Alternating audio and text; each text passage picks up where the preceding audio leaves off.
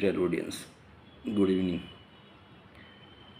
আমি আজ এমন একটি গুরুত্বপূর্ণ বিষয় উত্থাপন করব এখানে সংক্ষিপ্তভাবে, যে বিষয়টি বর্তমান বাংলাদেশের যে আর্থসামাজিক ও রাজনৈতিক টার্মোইল বা ইনস্ট্যাবিলিটি থেকে শুরু করে এবং এই পরিস্থিতিতে আমরা যে এসেছি তার মূল হাতিয়ার অর্থাৎ নিয়ামক কী এবং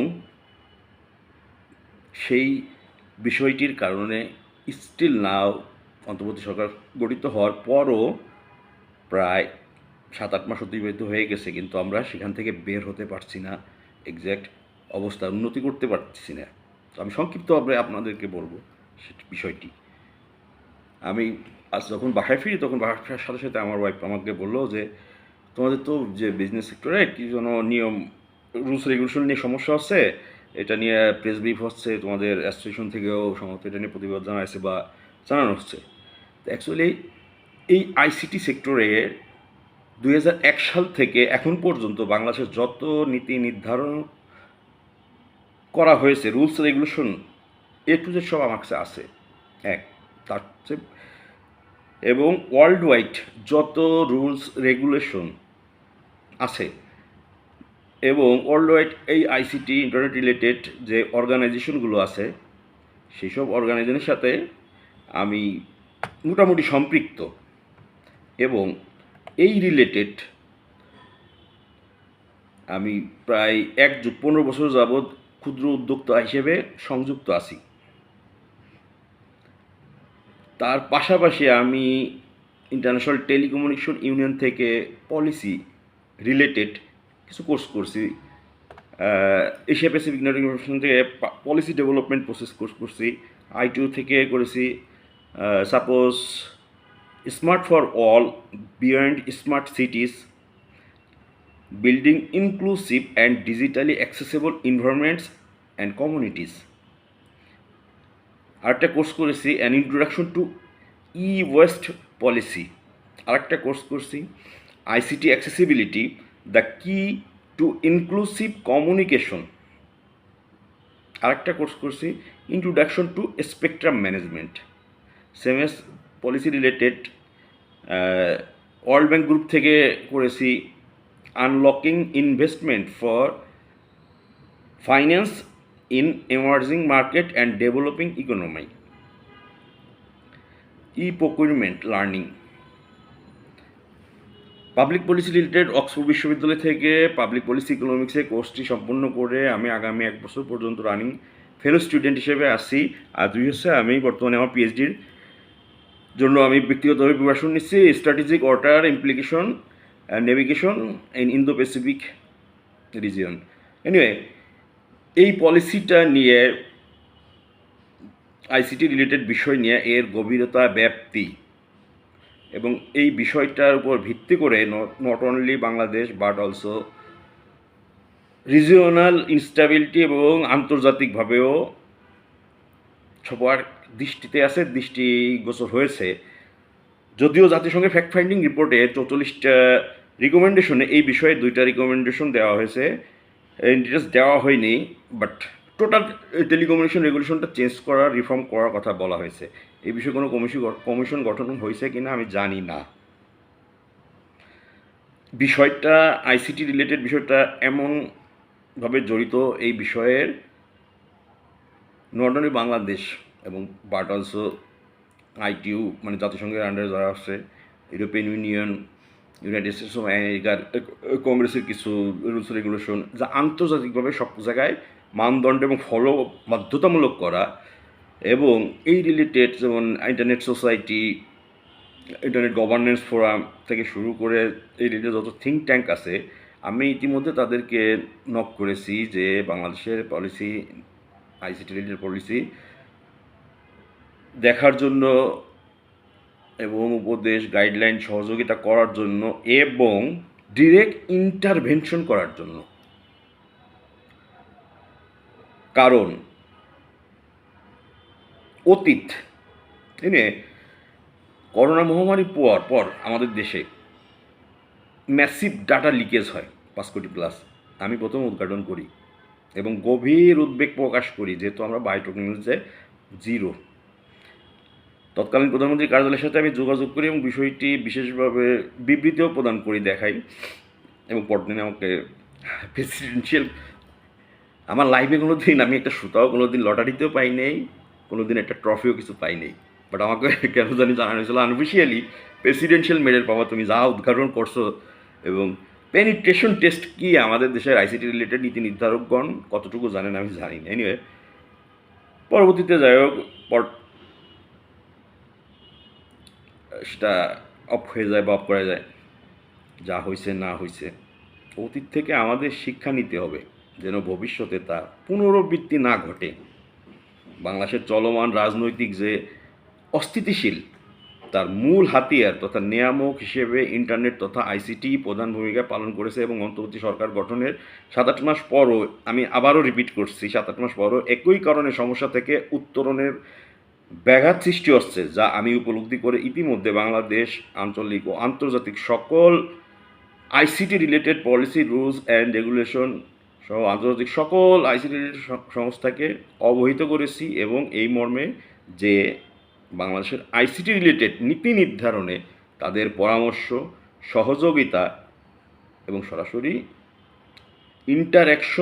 ইন্টারভেনশন জোর সুপারিশ করছি।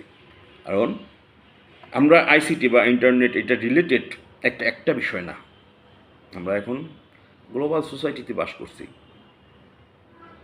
আমাদের দেশে কেন পেপাল নাই, আমাদের দেশে কেন আমরা অ্যাপেল অথরাইজড না, ভারত নেপাল অথরাইজড, 1000 কমপ্লেন হয়ে যায়, হাজার কম। আমি বিগত দিনে যাব না, বিগত দিন আমাদের অতীত, আমাদের শুধুমাত্র অভিজ্ঞতা, আর কিছুর জন্য না, এবং সেখান থেকে জ্ঞান অর্জন করা এবং পুনরায় ফেরত যাতে আমরা না যাওয়া লাগে। এটি বাংলাদেশই নয় শুধু, বর্তমানে আমি আবারও বলছি, আঞ্চলিক অস্থিরতার একটি মূল নিয়ামক ও হাতিয়ার। দেশের সকল ধরনের বিগত দিনের আইসিটি রিলেটেড রুলস রেগুলেশন থেকে শুরু করে A to Z রিভিউ না, আমি মনে করি ইনোভেটিভ বা যাই হোক নতুন করে, এটা যেহেতু জাতিসংঘ ফ্যাক্ট ফাইন্ডিং মিশন আমাদের গাইডলাইন দিয়েছেন, আমি তাদেরকে অনুরোধ জানিয়েছি ইন ডিটেলস পুনরায় দেওয়ার জন্য, বিশেষ করে আইসিটি রিলেটেড সেক্টরটাতে। আমি আইটিওর হেড বরাবরও সদয় আবেদন রেখেছি।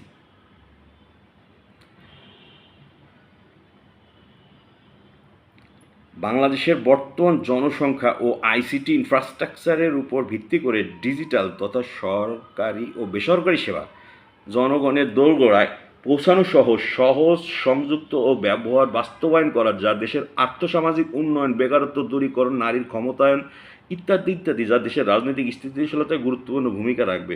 বিশেষ করে ব্রডব্যান্ড ইন্টারনেট সেবা প্রদানের সাথে সংশ্লিষ্ট সকল শ্রেণীর সরকারি ও বেসরকারি প্রতিষ্ঠান যাতে ন্যূনতম ক্ষতিগ্রস্ত না হয়। এক্সিস্টিং যা আছে আমরা রুলস করতে যেয়ে আমাদের দেশের করাপশন, আমাদের রুলস রেগুলেশন স্টেবল না বিধায় করাপশন, মনিটরিংয়ের কোনো ব্যবস্থা নেই, জবাবদিহিতা নাই। বাট আর এইভাবে চলতে দেওয়া যায় না। একজন ইনফর্ম সিটিজেন হিসেবে আমি এই আবেদন রাখতেছি, বিশেষ করে ব্রডব্যান্ড ইন্টারনেট সেবা প্রদানের সাথে সংশ্লিষ্ট সকল শ্রেণী সরকারি বেসরকারি প্রতিষ্ঠান যাতে ন্যূনতম ক্ষতিগ্রস্ত না হয়। কারণ এমন পলিসি নিতে হবে যা এক্সিস্টিং কোনো কিছুর উপর নেগেটিভ ইম্প্যাক্ট না ফেলে পাকাপোক্ত নীতি অবলম্বনই হচ্ছে টেকসই উন্নয়ন। বাংলাদেশের বিগত দিনের নীতি নির্ধারণী যা আছে তা ত্রুটিপূর্ণই এবং অনেক সমস্যা জর্জরিত সম্বলিত, জাতীয় নিরাপত্তা থেকে শুরু করে আজ আমাদের স্বাধীনতা, সার্বভৌমত্ব হুমকির মুখে অলরেডি ফেলেছে। Knowledge, responsibility, transparency and accountability নেই বললেই চলে। এই সেক্টরে বাংলাদেশের অন্যতম দুর্নীতিগ্রস্ত একটি সেক্টর। সুতরাং বাংলাদেশের বর্তমান আইসিটি রিলেটেড, বিশেষ করে ব্রডব্যান্ড ইন্টারনেট রিলেটেড যে সকল নীতি নির্ধারণী গ্রহণ করা হচ্ছে, সে বিষয়ে সদয় সহযোগিতা, দৃষ্টি যথাযথ পদক্ষেপ গ্রহণ অতীব জরুরি। কিন্তু এই বিষয়ে কোনো কমিশন গঠন করা হয়নি। সুতরাং এক্সিস্টিং যা আছে, অন্তত দেশের এই রাজনৈতিক পরিস্থিতি একটা স্টেবল কন্ডিশনে না আসলে কোনো কিছুই যেন কার্যকর একটা কমিশনগুলো গঠন করা হয়েছে, কমিশন থেকে যে রিপোর্টগুলো দেওয়া হয়েছে সেইগুলো কার্যকর না করা হচ্ছে না। অথচ কমিশন নাই, নিজের ইচ্ছা মতো কোন ডিপার্টমেন্ট নীতি নির্ধারণ বিটিআরসি যদি করে থাকে, আমি বিটিআরসি চেয়ারম্যান বরাবরও অলরেডি দরখাস্ত দিয়েছি এবং সেই দরখাস্ত আমাদের সরকার প্রধান বরাবর আমি সিসি দিয়েছি যে এক্সিস্টিং যা আছে দয়া করে হয় এই অবস্থা রাখেন, অথবা রিকনসিলিয়েশন করতে হলে ওপেনলি স্ট্রংলি সাস্টেইনেবিলিটি মেনটেন করে করতে হবে, যেন স্বচ্ছতা এবং জবাবদিহিতা নিশ্চিত হয়। আমি আশা করি এই সেক্টরের, নট অনলি এই সেক্টরটা বাংলাদেশের 20 কোটি জনগণের সাথে জড়িত, এই সেক্টরটা আঞ্চলিক সকল দেশের সাথে জড়িত, এই সেক্টরটা আন্তর্জাতিক সব কিছুর সাথে জড়িত। আমাদের অর্থনীতি, আমাদের বেকারত্ব, আমাদের উইমেন এমপাওয়ারমেন্ট, আমাদের ডিজিটাল ডিভাইড, আমাদের গ্রাম শহরের দূরত্ব, জনগণের সেবা প্রাপ্তি সহজ, সব কিছুর রুট এটা। অতএব আমি আমার ব্যক্তি পড়ালেখার জন্য এত ব্যস্ত ছিলাম যে আজকে যে আমার ওয়াইফ না বলতো আমি এটা মানে এই কথাগুলো বলতাম না। কি চেঞ্জ হয়েছে না হয়েছে আমি জানি না, বাট আমি অলরেডি ইন্টারন্যাশনালিভাবে সব জায়গায় নক করেছি, মানে ইনফর্ম করেছি যে অতি সত্বর এই বিষয়টা দেখার জন্য এবং ব্যবস্থা গ্রহণের জন্য। আমি আশা করি সকলের সহযোগিতা এই বিষয়ে আমি পাবো। আমার জন্য নয়, আমি কেউ না, যে যেখানে আসেন নিজেকে প্রশ্ন করেন, আগে দেশের জন্য করেন, দেশের স্টেবিলিটির জন্য করেন, দেশের উন্নয়নের জন্য করেন, দেশের জনগণের হক, জনগণের অধিকারের জন্য করেন। ধন্যবাদ।